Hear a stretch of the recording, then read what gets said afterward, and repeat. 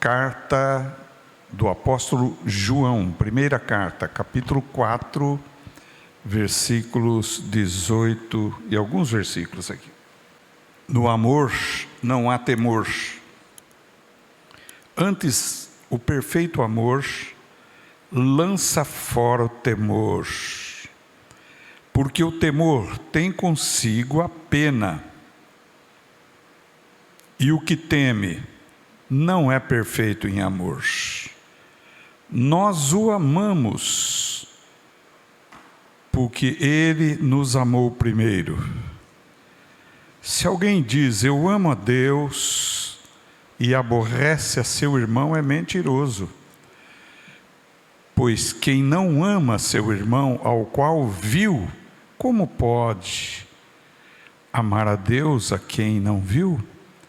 E dele temos este mandamento: quem ama a Deus, ame também seu irmão. Vamos orar? Senhor, aqui está a tua palavra, glorifica o nome de Jesus. Que todos compreendam a tua palavra, pela tua misericórdia, pelo teu amor. Toma minha vida e fala conosco em nome de Jesus. Amém, irmãos? Pode sentar. Eu pedi realmente e Deus mandou trazer este texto. O amor, em algumas traduções está caridade, que é o mesmo sentido, a mesma palavra.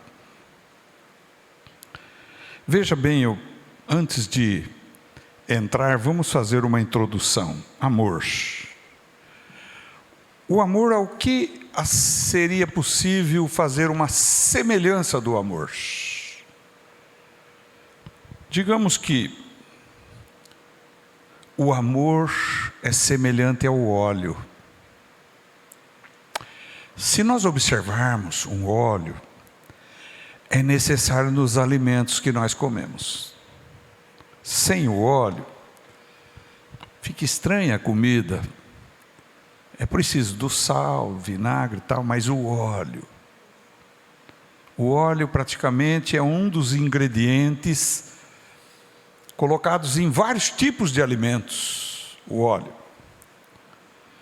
Se nós formos ver um pouquinho mais e observarmos, digamos, o câmbio de um veículo, seja carro, seja caminhão, seja caminhonete,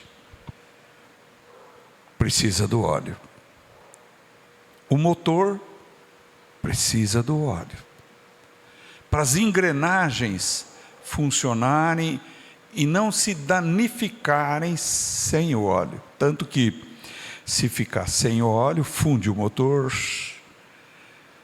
funde o câmbio, diferencial, etc. Há muitos eletrodomésticos que é preciso ser abastecido com óleo. Então, feita essa analogia, o óleo no corpo de Cristo. Nós somos igreja de Jesus. 1 Coríntios 12, verso 27. Somos membros uns dos outros. Então, os membros precisam do óleo. Só que o óleo que os membros precisam chama-se amor.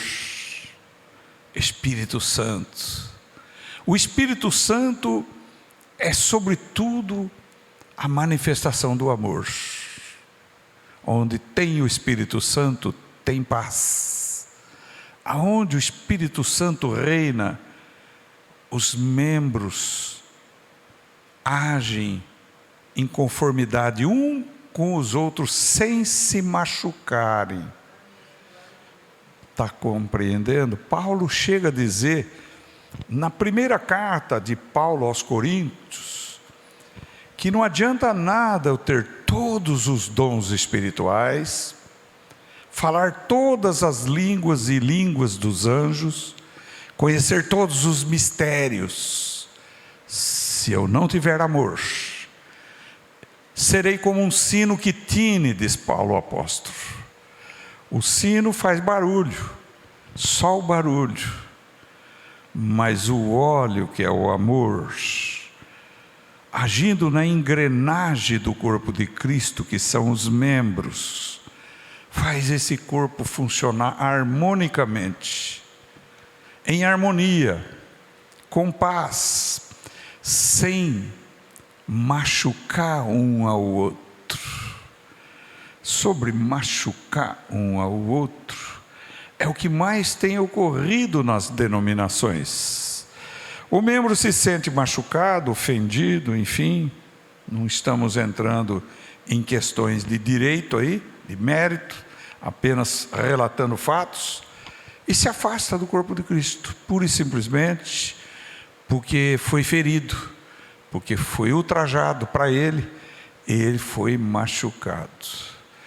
Então, se nós adicionarmos o óleo, o qual aqui eu estou chamando de amor cristão, dentro do corpo de Cristo, nós vamos começar a agir com paz, com amor, com longanimidade, com benignidade, com domínio próprio, com mansidão. Vamos ter a humildade de se retratar com aquele que a gente maltratou, com aquele que a gente feriu, com aquele que a gente machucou. A gente vai ser humilde a esse ponto. Veja bem a questão aqui, no texto lido, diz que no amor não há temor. Antes, o amor lança fora o temor. O que é temor? Temor é medo. Muitas vezes nós somos pessoas tão machucadas durante a nossa vida, por fatos ocorridos desde a infância até agora, que nos sequelou, machucou, feriu. Então, tem pessoas que agem só na retaguarda. Tudo que se está fazendo, ele diz, é para mim. Ele se machuca facilmente, se ofende facilmente, por medo de se entregar verdadeiramente a Deus, medo de ser autêntico, medo de ser sincero diante de Deus e, sobretudo, pedir a Deus que o use com amor. Exemplos clássicos: não tenho sangue de barata. Você já escutou isso? Quem já escutou isso, esse ditado velho? Todos nós, né? Não tenho sangue de barata. A pessoa está se referindo a isso dizendo, eu sou bravo, hein? Eu sou nervosinho, eu tiro satisfação, eu brigo se precisar. É isso que a pessoa está dizendo. Mas aí vem a conclusão dessa premissa, que barata não tem sangue. A barata tem sangue? Vocês acham que uma barata tem sangue? Quando vocês matam barata, principalmente as mulheres, com chinelo, sai sangue vermelho no chão? Sai uma gosma, mas ela não tem sangue. Então, é algo absurdo o que as pessoas dizem, né? A pessoa diz, eu vou provar para você que eu sou homem. No caso de homem. Eu brigo, eu faço, eu desfaço. Por quê? É uma pessoa cheia de medo, cheia de temor, e procura assustar o próximo mostrando um temperamento exasperado. Bem, esse é um fato, e isso acontece no meio da igreja, infelizmente, acontece isso sim. Acontece no meio da igreja, palavras que nós soltamos, que machuca tanto quanto um soco, quando nós falamos de maneira bruta, de maneira estúpida com o irmão da igreja, é o mesmo que se nós tivéssemos agredido fisicamente, talvez até pior, porque aí a pessoa se fecha, a pessoa cria barreira, e é o território de Satanás, barreira, briga, encrenca e ódio, rancor e mágoa. O corpo não pode funcionar sem óleo. O óleo é o Espírito Santo, é o amor, e o óleo vai dizer, peça perdão para o teu irmão, reconcilia-te com o teu irmão enquanto está a caminho com ele, Quem ofendeu, quem é ofendido, procura o ofensor, conversa, coloca na mesa, acerta, porque se você não ama o teu irmão, tua irmã que você vê, você não ama a Deus a quem não vê. É o que diz aqui no versículo 20. Se eu aborreço meu irmão que eu vejo, como que eu vou dizer que eu amo a Deus a quem não vejo? Entendeu? Na verdade, o nosso tratamento com um irmão, uma irmã da igreja, reflete a nossa intimidade com Deus. Quando você pede para Deus e Deus não te responde, e você já fica violento com Deus? Você já fica agressivo com Deus? Ou você faz como aquela criança mimada, que se joga no chão e fica socando o chão e chutando o chão? Pai, eu te pedi o brinquedo, cadê o brinquedo, meu pai? O pai não trouxe, então fica nervoso, bate a cabeça na parede. Já viu isso? De criança fazendo birra. Muitas vezes o crente, embora já tenha muita idade, é birrento, é nervosinho, perde a paciência. Se perde a paciência com o irmão, está perdendo a paciência com Deus, porque o que fizeres para o teu irmão, estarás fazendo para Deus. Não é isso que Jesus falou? O que você quer receber para si, faça para o próximo. Você gostaria de ser maltratado? Gostaria de ser ofendido? Não. Então, como você gostaria de ser tratado? Com respeito, com delicadeza, com palavras bíblicas. Então trate assim o próximo. A partir do momento que você trata bem o próximo, você vai começar a receber tratamento bom do próximo. Isto é uma engrenagem de um câmbio de um motor com óleo. Isto é a igreja corpo de Cristo com óleo, porque somos membros uns dos outros. E só podemos nos dar bem com óleo. O óleo é o Espírito Santo. Tanto que a gente tem o costume aos domingos de pegar o óleo e ungir aqueles que querem a unção com óleo. Tiago fala no capítulo 5 para ungir com óleo. O óleo representa o Espírito Santo, aleluia. Compreenderam o que eu estou dizendo? Temor é fraqueza. O temor é medo. O temor afasta o amor. E mais, o apóstolo João fala, porque o temor tem consigo a pena. A pena que ele está falando aqui é o castigo de Deus. Muita gente pensa que Deus não castiga. Castiga. Assim como um pai e uma mãe amorosos corrige os seus filhos com chinelo. Quanto chinelo minha mãe usou em mim. Entende? Então, corrige porque ama, corrige porque não quer que faça coisa errada. O Deus Todo-Poderoso corrige o filho a quem Ele ama. Deus não corrige o incrédulo, você sabia disso?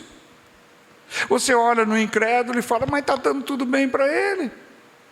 E eu que sou crente, eu que sou cristão, as coisas estão difíceis para mim, porque Deus está nos corrigindo no caminho para Jerusalém Celestial.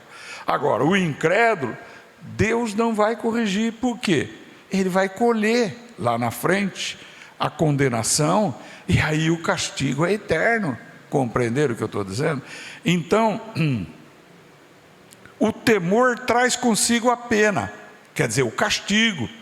Deus castiga aquele que precisa ser castigado. Está compreendendo? Então é por isso que muitas vezes a oração não é ouvida, o clamor não é escutado, a resposta não vem, porque está debaixo de castigo. Então o Espírito Santo está dizendo para você, né? Para mim, para nós: analise-se a si mesmo, veja onde caíste, veja onde estão tuas fraquezas, para que você as possa corrigir. E Deus está dizendo, e aí eu vou te atender. Aleluia, glória a Deus. A Bíblia diz que nós amamos a Jesus porque Ele nos amou primeiro. É verdade. Ele nos amou antes de nós existirmos. Ele já nos conhecia porque Ele é onisciente, Ele é presciente, Ele é todo-poderoso. Aleluia. Ele nos amou. E quem ama sempre faz o bem. Quem ama sempre dá algo para aquele que é o amado ou amada. E Jesus deu o quê? A sua vida. Tanto que Ele disse: ninguém tem maior amor do que este, de dar a vida pelos seus amigos. Veja, Jesus deu a vida por nós. Ele espera de nós uma reflexão. Ele espera de nós uma mudança de atitude. O que seria mudança de atitude? Quando a gente se converte, há uma metamorfose ou metanoia, diz no grego. Há uma transformação na maneira de pensar, consequentemente na maneira de agir. Há uma modificação nessa maneira de viver, nessa maneira de agir, porque houve uma transformação. Porém, nossa natureza humana está em nós ainda até a vinda de Jesus ou a nossa partida para Ele. Então, nós temos uma luta entre a nova natureza, que é a espiritual, e a velha natureza, que é a carnal. Está entendendo? Então, muitas vezes, nós, embora sejamos crentes, nascidos de novo, estamos agindo de forma carnal, como homem natural, e não como homem espiritual. Veja, no mundo espiritual, é dando o que se recebe, é perdoando o que se é perdoado, é amando o que se é amado, é dando atenção, é dando amor, é dando orações, é dando aconselhamento com calma, porque o pastor do rebanho é o Senhor Jesus, aleluia. Nós somos dirigentes que Deus coloca para instruir o povo na sua palavra. Efésios 4:11, apóstolo, profeta, evangelista, pastores, mestres. Então veja bem, nós queremos uma igreja vitoriosa. A igreja vitoriosa não é uma igreja de aparência exterior, mas é uma igreja de vida interior. Vida interior. É uma igreja que manifesta a presença de Deus. Alecala bachorra e me anda. Manifesta a presença do Espírito Santo dentre nós. A presença de Jesus entre nós. É essa a igreja de Cristo. A igreja de Cristo não é a mais bela exteriormente, não é a mais suntuosa, não é a que tem mais programações, não é a que desenvolve mais atividades sociais, educativas do que qualquer outra. Não, a igreja de Jesus é que fomos chamados para adorar, fomos chamados para sermos discipulados e enviados para ganhar gente para Jesus, aleluia. A igreja de Jesus é a que quer estar junto, porque faz bem estar juntos. Você começa a sentir a presença de Jesus durante os louvores, durante a palavra, durante as orações. É Ele que é glorificado. A igreja de Jesus é cristocêntrica. É Cristo no centro, não sou eu no centro. Não é nenhum dos dirigentes no centro, é só Jesus no centro, aleluia. A mensagem não é minha mensagem, mas é a mensagem da cruz, é a mensagem de Jesus, é a mensagem de salvação. A igreja de Jesus não busca agradar os seus ouvintes, mas busca trazer a palavra que Deus quer que seja falada, aleluia. A palavra que Deus quer que seja pregada é essa igreja de Jesus. A igreja de Jesus é a boca de Jesus na terra no século 21, glória a Deus. É a que clama: arrependa-te, arrependa-te, toma a sua cruz, vem e segue-me, aleluia. Tratem-se uns aos outros com amor, suportem-se uns aos outros, perdoem-se uns aos outros. A igreja de Jesus ensina a humildade, não a arrogância, nada disto, mas a humildade, porque a arrogância e a soberba precede a ruína, mas a humildade precede a honra, e quem honra é Jesus Cristo, aleluia. É Ele que honra. Eu não sei se vocês estão entendendo aquilo que o Espírito de Deus está dando para pregar, aleluia. Tem palavras que não dá para trocar, mudar, tem palavras que é impossível mudá-las, mas digamos aqui, o apóstolo aqui foi uma mensagem bem simples de entender: quem aborrece o seu irmão é mentiroso.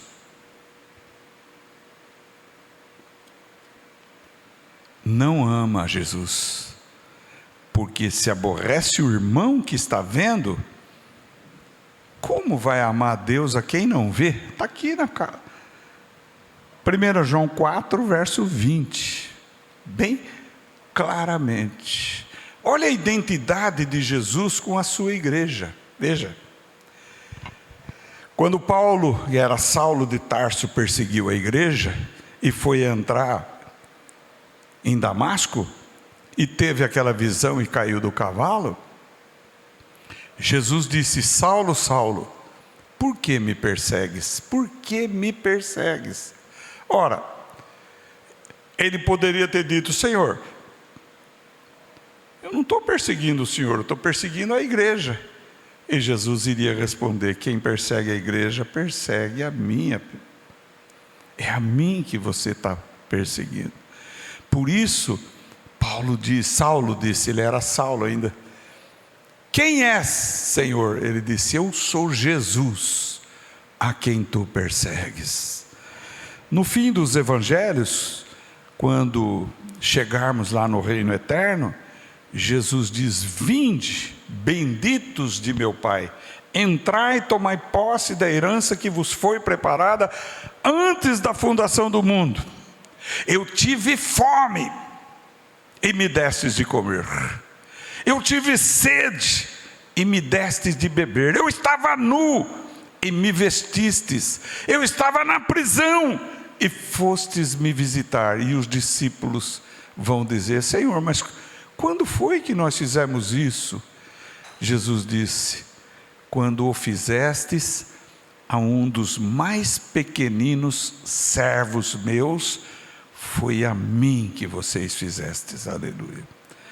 Quantas pessoas têm fome, não só do pão, mas da palavra de Deus? Quantas pessoas estão nus no mundo, sem a cobertura das vestes que Cristo dá àqueles que hão de herdar a vida eterna, e outros nus, sem vestimenta mesmo, o literal e o espiritual. Quanta pessoa tem fome, tem sede, está nu. Quantas pessoas foram presas por causa do Evangelho de Cristo? Jesus aqui não está dizendo dos prisioneiros por assassinato, por homicídio, por roubo, por furto, nada disso. Ele está dizendo que eu estava na prisão. Paulo e Silas foram parar na prisão. O apóstolo Pedro foi parar na prisão, porque pregavam o Evangelho de Cristo Jesus. Se nós observarmos o que aconteceu na China, na Coreia e em outros países comunistas, irmãos foram presos, irmãos foram mortos por amor do nome de Jesus. Então, amados, esta é a mensagem desta noite, e dele temos este mandamento, é mandamento do Senhor Jesus: quem ama a Deus, ame também seu irmão. Noutras palavras, Jesus disse: eis que vos dou um novo mandamento, amai-vos uns aos outros, assim como eu vos tenho amado. Aleluia.